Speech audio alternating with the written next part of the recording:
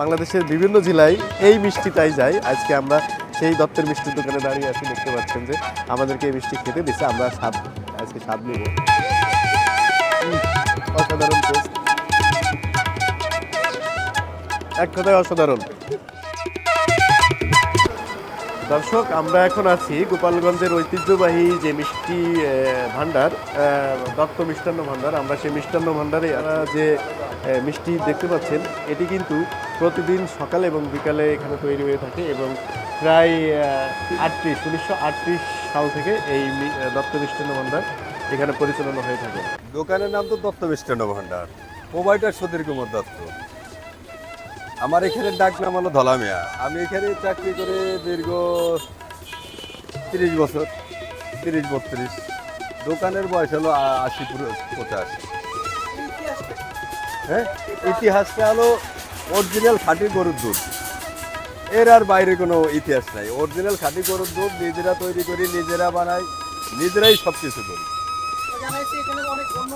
হ্যাঁ, গণ্যমান্য ব্যক্তি আছে, মাননীয় প্রধানমন্ত্রীর সাবেক ছিলেন, তখনও উনি নিয়েছেন, আবার রাষ্ট্রপতিরা নেন। আপনারা কি দেশের বাইরে এখান থেকে? দেশের বাইরে এখন আমরা দেই না, কিন্তু মানুষ নিয়ে পাঠান। আর শুনলাম আপনাদের এই দত্তের মিষ্টি নাকি জিআই, হ্যাঁ, জিআই পণ্য পাইছে, জিআই হিসাবে স্বীকৃতি পাইছে।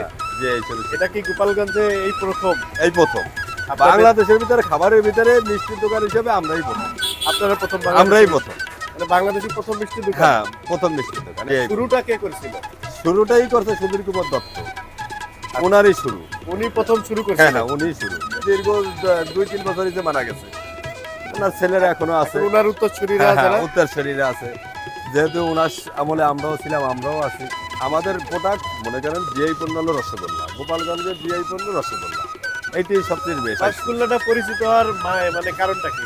রসগোল্লাটা পরিচিত হওয়ার কারণটা হলো আপনার মনে করেন আমাদের মাননীয় প্রধানমন্ত্রী ছিলেন শেখ হাসিনা, উনি এলো খাইয়া ওনার মুখই ভালো লাগছে, উনি ওনার ইয়াতেই আমরা আসলে জিনিসটা সারা বাংলাদেশে ভাইরাল হয়ে গেছে। হ্যাঁ হ্যাঁ, সারা বাংলাদেশে উনি ভাইরাল করছে। আমাকে কোনো ইয়া নাই, আমরা শুধু ওনার ভালোটা খাইছি, আমরা কাস্টমারও ভালোটা খাই, এই জন্যই হয়েছে। এটা কি চিনির পরিমাণ কেমন?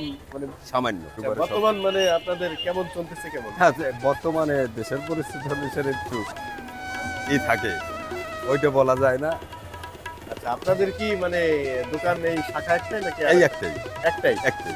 চাহিদা কেমন মিষ্টি? চাহিদা আছে আমাদের, মনে করেন যে যেরকম চাহিদা সেই অনুসারে বানাই, যাতে একদিনের বেশি এটা রাখা যায়। দোকানটা সেই 1938 সাল থেকে আমরা শুনতেছি এই জায়গাতে, এই জায়গাটা মানে শুরুটা এইখান থেকে করছিল? না, শুরুটা ছিল এইটার পিছনে ছিল, যেটা রেস্ট অফিস হয়েছে ওইখানে ছিল, ওইখান থেকে আমাদের এইখানে ছিল, কিন্তু এইখানে এসে সবকিছু আমরা পাইছি। 1938 সাল থেকে শুরু। এটা হলো রসগোল্লা, রাজভোগ বলে আর কি, দত্তের রসগোল্লা জিআই বলে। এটা তো নাম করা দাদা, এটা তো আমাকে পিওর কাজ, বুঝছেন, আর অরিজিনাল ছানা, এর ভিতরে কোনো ডুপ্লিকেট নেই, এই জন্য আমাদের নামটাই অন্যরকম। হ্যাঁ হ্যাঁ, তিনিও আমাদের অনেক মিষ্টি খাইছে।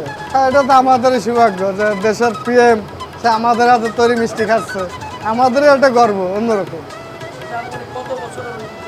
এটা 80-84 বছরের ঐতিহ্য।